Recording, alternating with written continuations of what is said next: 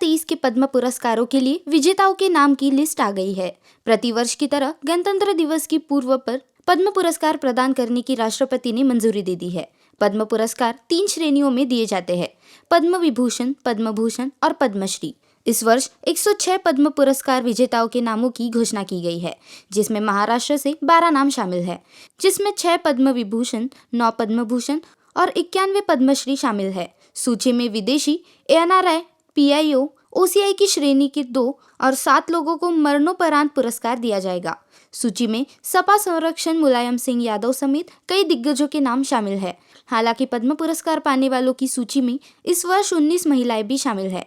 इसमें लेखिका सुमन मूर्ति, सुधा कल्याणम और अभिनेत्री रवीना टंडन भी शामिल है।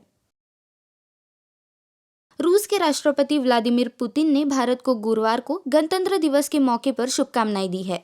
रूसी राष्ट्रपति ने कहा कि मेरी ओर से गणतंत्र दिवस की बधाई स्वीकार करें।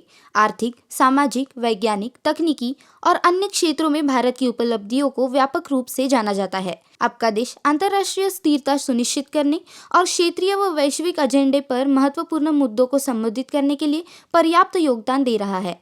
राष्ट्रपति व्लादिमीर पुतिन ने आगे कहा कि मुझे विश्वास है कि एक साथ काम करके हम सभी क्षेत्रों में परस्पर लाभकारी द्विपक्षीय सहयोग की निरंतर वृद्धि सुनिश्चित कर सकते हैं। यह निसंदेह रूस और भारत के मैत्रीपूर्ण लोगों के मौलिक हितों का पूरा करता है। दिल्ली नगर निगम चुनाव के बाद अब सबकी निगाहें एमसीडी मेयर चुनाव पर टिकी है। ताज़ा मामले में आम आदमी पार्टी की मेयर पद की उम्मीदवारी डॉक्टर शैली ओबेरॉय ने आज गुरुवार को सुप्रीम कोर्ट का दरवाजा खटखटाया है और मेयर चुनाव समय पर कराने की मांग की है। इस याचिका पर शीर्ष अदालत शुक्रवार को सुनवाई कर सकती है। बता दें कि आम आदमी पार्टी ने दिल्ली के मेयर और डिप्टी मेयर पद के उम्मीदवारों के नामों की घोषणा पिछले साल दिसंबर महीने में की थी। भारत में चल रहे बीबीसी डॉक्यूमेंट्री पर विवाद में अमेरिका ने 48 घंटे में अपना स्टैंड बदल दिया है। उसने प्रेम की स्वतंत्रता का हवाला देकर बीबीसी डॉक्यूमेंट्री का साथ देने की कोशिश की। अमेरिकी विदेश मंत्रालय के प्रवक्ता नेड प्राइस ने डॉक्यूमेंट्री पर प्रतिबंध लगाने की प्रेस की स्वतंत्रता का मामला बताया। उन्होंने कहा कि पूरी दुनिया में फ्रीडम ऑफ स्पीच के महत्व को हाईलाइट करने का यह सही समय है और ऐसा भारत में भी लागू होना चाहिए। 2024 के लोकसभा चुनाव को लेकर लगभग सभी पार्टियों ने तैयारी शुरू कर दी है। इसमें बीजेपी सबसे आगे चल रही है। भाजपा ने देश के कुछ विशेष निर्वाचन क्षेत्रों पर ध्यान केंद्रित किया है और आने वाले चुनाव में उन निर्वाचन क्षेत्रों का कमल खिलना है। हालांकि बताया जा रहा है कि बारामती में एनसीपी को बड़ा झटका लगा है। आगामी लोकसभा चुनाव की पृष्ठभूमि में एनसीपी का समर्थन छीनने की तस्वीर सामने आ रही है। राज्य के पूर्व मंत्री विजय शिवतारे के नेतृत्व में इंदापुर तालुका में बारामती लोकसभा, करमाला सोलापुर से एनसीपी और कई पदाधिकारी और ठाकरे समूह के सैकड़ों कार्यकर्ता बाला साहेब की शिवसेना में शामिल हो गए। समारोह मुख्यमंत्री एकनाथ शिंदे की उपस्थिति में आयोजित किया गया था। भारत आज अपना 74वां गणतंत्र दिवस मना रही है। गणतंत्र दिवस के मौके पर कर्तव्य पथ पर शानदार परेड हुई। कर्तव्य पथ के पहले राजपथ के नाम से जाना जाता था। मिस्र के राष्ट्रपति अब्दुल फतेह अल सीसी मुख्य अतिथि के तौर पर शामिल हुए। लगभग 1.5 घंटे तक देश की सैन्य, सांस्कृतिक, लोकतांत्रिक और राजनीतिक शक्ति की झांकी निकली। बीएसएफ का एक कैमल बैंड भी परेड में दिखा।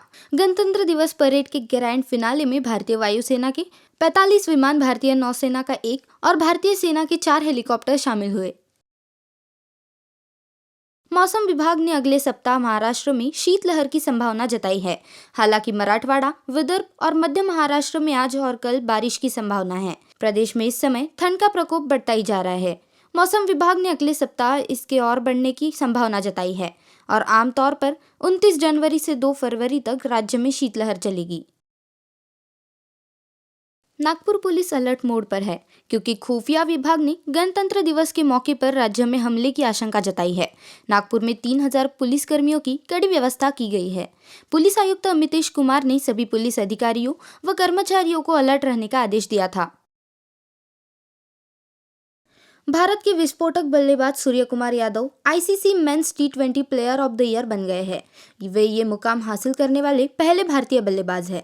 इंटरनेशनल क्रिकेट काउंसिल ने बुधवार को यह घोषणा की। आईसीसी के इस खिताब के दावेदारों में इंग्लिश बल्लेबाज Sam Curran, Pakistani wicketkeeper Mohammad Rizwan और जिम्बाब्वे के ऑलराउंडर सिकंदर रजा भी थे। पठान ने घरेलू बॉक्स ऑफिस पर पहले दिन 53 करोड़ की बम्पर ओपनिंग हासिल की है। वहीं पूरी दुनिया भर में फिल्म ने 100 करोड़ से ज्यादा कलेक्शन किया है। इसके साथ ही पठान शाहरुख खान के फिल्मी करियर की सबसे बड़ी ओपनिंग हासिल करने वाली फिल्म बन गई है। इससे पहले 2014 में आई उनकी फिल्म हैप्पी न्यू ईयर ने 42.62 करोड़ का फर्स्ट डे कलेक्शन किया था। तमाम विवादों और विरोध के बावजूद पठान की कमाई पर कोई असर नहीं पड़ा है। लगभग 250 करोड़ के बजट में बनी इस फिल्म के पहले दिन आंकड़े काफी बेहतर बताए गए हैं।